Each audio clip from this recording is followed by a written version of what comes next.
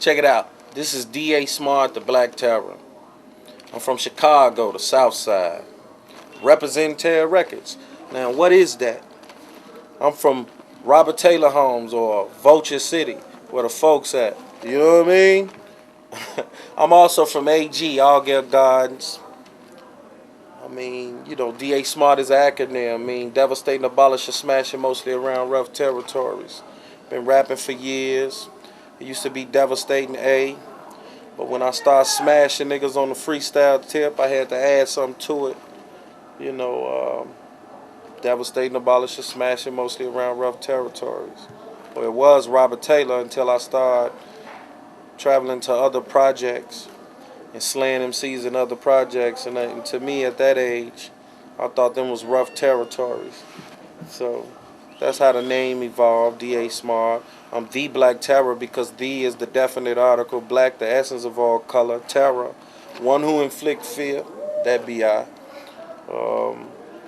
Chi-Town, born and raised, Southside, that be I.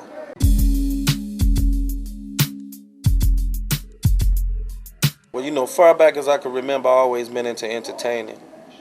In school, you know, school plays, school talent shows. Used to do the Michael Jackson, breakdancing, anything that was popular at the time, my brother was in it. So, you know, from Michael Jackson as a young boy to breakdancing, you understand, hip-hop, came rapping. I used to break against my guy named MC Rock, and MC Rock started rapping. And when I heard him rap, it's like, damn, that's tight. So I just started saying stuff off my head, you know. And as I was rapping, people was coming around like, man, he could flow, you know. And then I started talking about what people had on, talking about them, making jokes about them, you know. And in the hood, in Robert Taylor, 4950, it was like every day I came outside, niggas was throwing me money. Shout, hey, bust another rhyme, bust another rhyme. And then it dawned on me, damn, you can make money off this. You can make paper off this. So I would freestyle, rap. Guy named Poe J is the one who gave me my name, D.A. Because I was devastating. I'm so good, it's a shame. So I put the A on there because I was number one. Shit. Let me see. Going up to HBK, my first time ever on the radio station. That was great to hear me rapping on the radio. And, you know, that's how I got into rapping. Damn, I forgot the question. As far as making money, you know, I ain't made no money yet, but that's why I look at it for a career. I just felt this is not for money, really. I just did it because I love to do it. That's what I did. That's who I am. That was the definition of me. When I heard rap, b-boy, and hip-hop, goddammit, in essence, it was just me. It was a part of my life. You know what I mean? I didn't want to gangbang, kill nobody. I'd rather entertain people. I was always into entertaining people. And that's how it evolved. You know, meeting other rappers from other sets, being a part of the Shy-Rock Nation, going up to the Terror Dome, battling, practicing on our skills, stuff like that.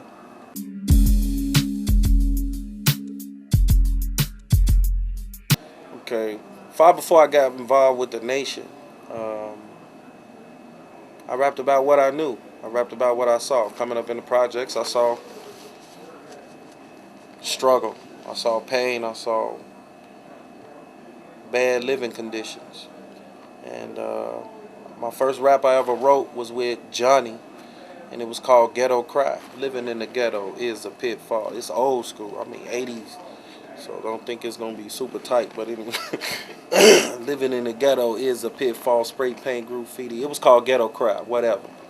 And so I always rapped about my condition, where I was from, like every other rapper do. But I didn't just want to rap about the problem. I wanted to rap about a solution. I wanted to rap about history so we could know where we come from and understand where we are and get a clear insight on where we headed. and I met a guy named Dr. Groove. And Dr. Groove, at the Regal Theater, I was auditioning. He was one of the judges. And Dr. Groove pulled me to the side, hollered at me, and was like, man, you know, he was talking to me about God and black history and all that. And he became my manager, mentor, manager. He used to drop books off at my crib, and I'll pick them up, read them. And from that knowledge, I just started writing raps according to what I learned. And I applied that knowledge to my talent. So I wrote songs like Black People Ain't Prejudiced, We Just Mad.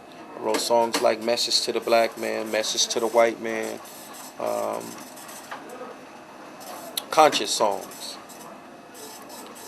on a different level of reality than what we see every day in the hood. And doing that, I had a talent show to do at the final, Muhammad University, Mas Mariam, which is adjacent to Muhammad University, or Muhammad University is adjacent to Mas Mariam. They had a talent show, and I performed. And when I performed, Black People Ain't Prejudiced, Lost and Found, Message to the Black Man, I guess Mustafa Farrakhan is Minister Farrakhan's son. And when he heard it, his father wasn't there in attendance at the show yet. And he said, that rapper that just went off, we want him to go on again because I want my father to hear him. And so when the leader came, I performed again, and my kids listen to it. I'm trying to find out what they like. He loved it. Walked up, shook my hand, told me I was the best rapper he ever heard, and they formed a management music company in the nation called Omnipotent Enterprise. And you know, that's how I got involved with the nation. Of course, studying the teachings joined the nation. Stuff like that. So that's how the nation came involved with me and my rap style and stuff like that. Have influence. Put your left foot in front of your right foot and walk with me through the city of Shy. I got it with Traxx through Dr. Groove. Me and Traxx met through Dr. Groove. He was managing or dealing with Traxx, you know. Dr. Groove was like a mentor for me, Traxx and I, from what I understand. And so he was dealing with Traxx, and I was dealing with Dr. Groove, and that was our intermediary. That's how we hooked up. How did I get up with Seawall? Well, I got up with Seawall. Well, like I said, I always battle rappers in different neighborhoods. I battled this guy a long time ago on the west side. I forget his name, but one of the principal parties of Seawall was there at that battle.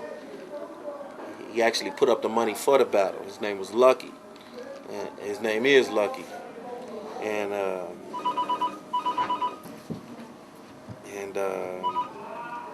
so years had passed after that battle. And then later on, Lucky was looking for me. And he found out, you know, he knew I lived in Robert Taylor. So he came, picked me up, we hooked up. He was talking about he wanted to start a label. He wanted to do some things with the rap style. He wanted to do some things in particular with me. And he said, do you know anybody that make music, that make beats, that's tight? So instantly I thought of Traxx. I said, hell yeah, I know somebody that makes some hot-ass beats. So I think Traxx was living on South Shore at the time, so I took Luck to Traxx, and that's how they met.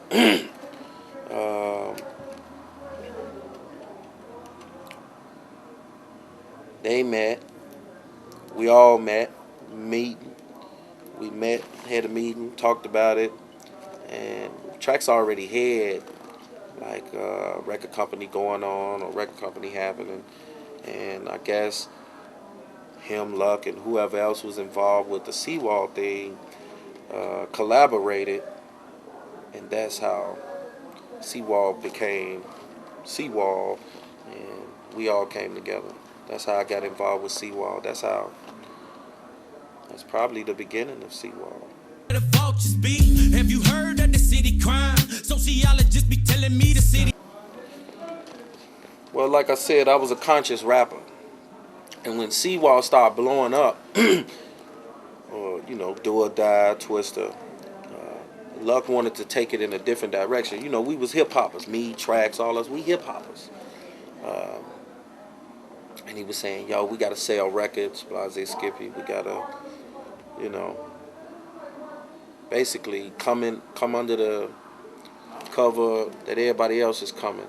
Gangster, hardcore, represent your hood, whatever.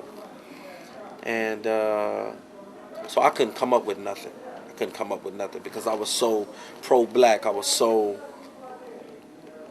militant-minded. You feel me? And I was thinking, like, I don't want to do what everybody else do. I don't want to do what everybody doing, because that's what everybody else doing. So I was like a little rebel in that fact. It was just like it reminds me when I was with OCU, if y'all remember OCU, Organized Crime Unit. I used to be a part of that group, but they wanted me to rap about killing motherfuckers, robbing motherfuckers, murdering people, and killing babies and kids and women, slapping bitches. And, you know, I was so conscious. It was in my core. I couldn't break it. So they'll write their rhymes, and then I'll come to the studio. They be talking about, yeah, I killed this nigga, shot this mark, shot this bitch. You know, whatever they gonna say to be gangster, trying to represent it the best way they know how, though they never done this shit. They trying to represent that. So I would say shit like I'm killing, I would be like a gangster in the mind of like I would kill illiteracy or murder ignorance, or, you understand what I'm saying? Like, kill the mind of slavery and shit like that. So I would be murdering all that shit, and they'd be like, dog, that ain't where we was going. You know what I mean? So a nigga couldn't just come out like that. So back to Walk With Me, when I was in a situation again, like, yo, man, we got to come up with something that the people gonna feel on the streets. And I ain't want to come out like I'm a gangster, and, you know, because I ain't portraying that. You know what I mean? I ain't trying to be nothing I ain't. I ain't trying to say nothing that I don't really represent. So I said, damn, how could I come out with something that the streets will feel? And Traxx gave me this beat, and I'm riding, doom doom, doom doom, doom doom, riding, looking around, and it hit me. Bam. Damn. I said, motherfuckers on the East Coast repping they Compton, motherfuckers talking about Brooklyn, whatever on the West Coast, East Coast, talking they shit. I said, ain't nobody, but people represent Chicago, but they talk like them niggas do. They talk like the East Coast do or the West Coast do. I want to represent Chicago in a way that you can actually feel Chicago. And I put it together in a way to not put myself in the line of fire, because I didn't say I was a gangster, I was a killer, I was a murderer. I just said I'm your tour guide. So put your left foot in front of your right foot and walk with me through the city of Shot, where the vultures be. You know what I mean? Then I took you on a tour, tell you where you should go and where you should not go, if only if you know better. You know, that's why I say from that mere folly, you might have your family come and identifying your body. So I represented Chicago like that. I wanted to bring people in the hood with me. And as I was listening to that beat, boom, I said, yeah, this is it. Walk with me. And that's how the anthem was conceptualized.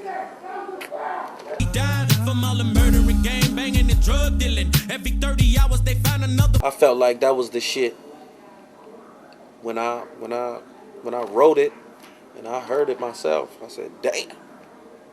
I said, that is the shit. And well, I let Traxx and Luck. Traxx loved it. Luck didn't like it too much. But so, you know what I mean? I was like, so motherfucking what? This is the shit.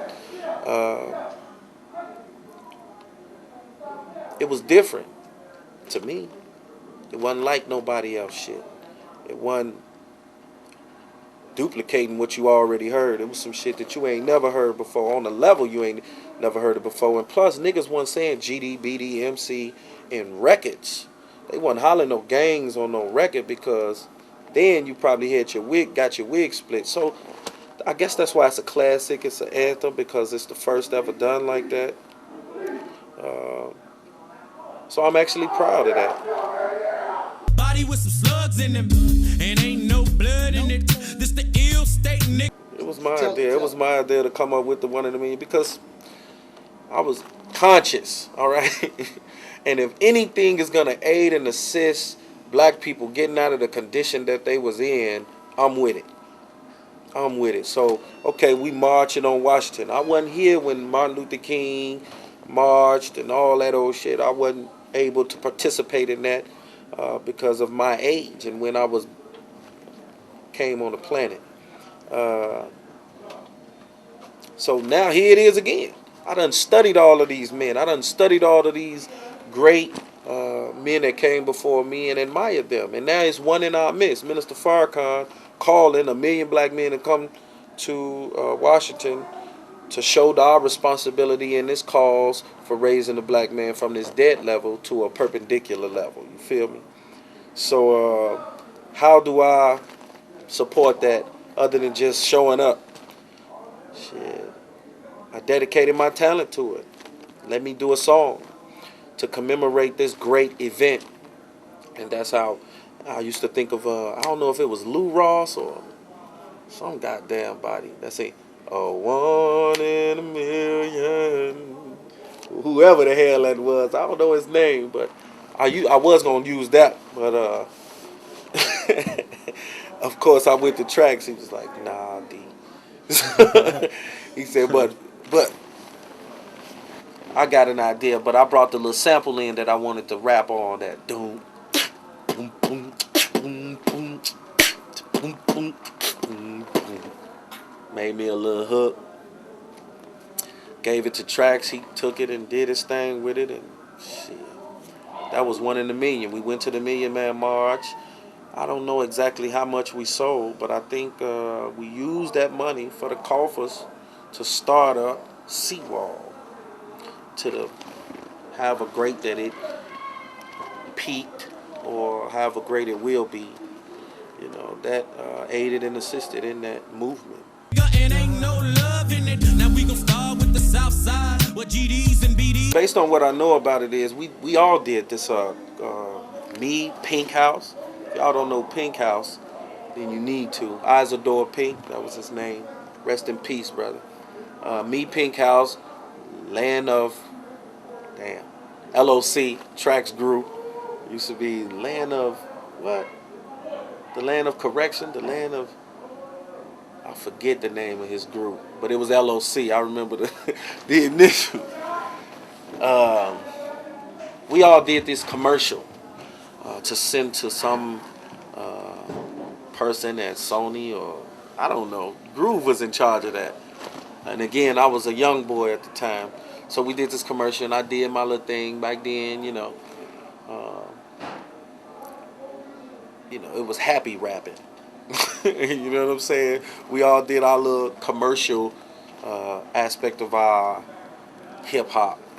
You know what I mean? And we sent it off to this lady, and to my understanding, based on what was communicated to me, that the lady was interested in me to come to Walt Disney or somewhere to audition for this part, that she want to create this sitcom about a rapper moving into Beverly Hills or in this rich neighborhood and, becoming like, turning it out and bringing the street element up to white folk neighborhood, I guess you could say, or civilized people neighborhood. And it didn't happen. At the time, I was working with Dennis Edwards and Eddie Kendricks. You might know them from the Temptations, old group. Doing a single with them on A&B Records. What's up, A.B.? And at the time, we was doing a video for that. And when they called, and I was supposed to go and meet with Suzanne, I forget her name, Dupassy. I didn't make the appointment. because I was doing the video. I was out doing the video with Eddie Kendricks and them, Get It While It's Hot. And I missed the appointment. Then we rescheduled, and I missed that appointment. So next thing you know, I ain't hear nothing from her no more. And next thing you know, Will Smith was Fresh Prince of Bel-Air. The same concept came out, and it blew up. And I was like, damn. I could have had this money, motherfucker. I should shoot myself. Mad as hell, you know what I mean? But yeah, so that's the rumor on that. You know, I don't know how true that is, but that's what's supposed to happen. And black stones don't coincide. So let me be your tour guide. So when you in the My family, Walk With Me came out. You didn't hear a follow up. There was a lot of rumors going around that I was dead. Some nigga jacked me in a car and shot me or something. I don't know. It was a couple of rumors, a few. Or I was locked up for life. You know, it's been plenty times where I walked in a Burger King, McDonald's, or a store and somebody was like, damn, I thought you was dead, man. Or I thought you was locked up. I'm from Robert Taylor, man. I'm from the hood like you from the hood. Definitely tried to go the right route, to be righteous and do what's right for my people. But I do understand living in the Robert Taylor and coming up in America, people crazy. And I didn't understand deeply how I do understand now that, man, that Allah is God and He's the best knower. And whatever's going to happen to you, going to happen to you. So I lost faith in that, and I just went the way of everybody else. Go grab a pistol, put it on your hip. Now you protected. And too many cases of that get you time in jail, in jail, in jail because you failed, you know? So going back and forth to jail,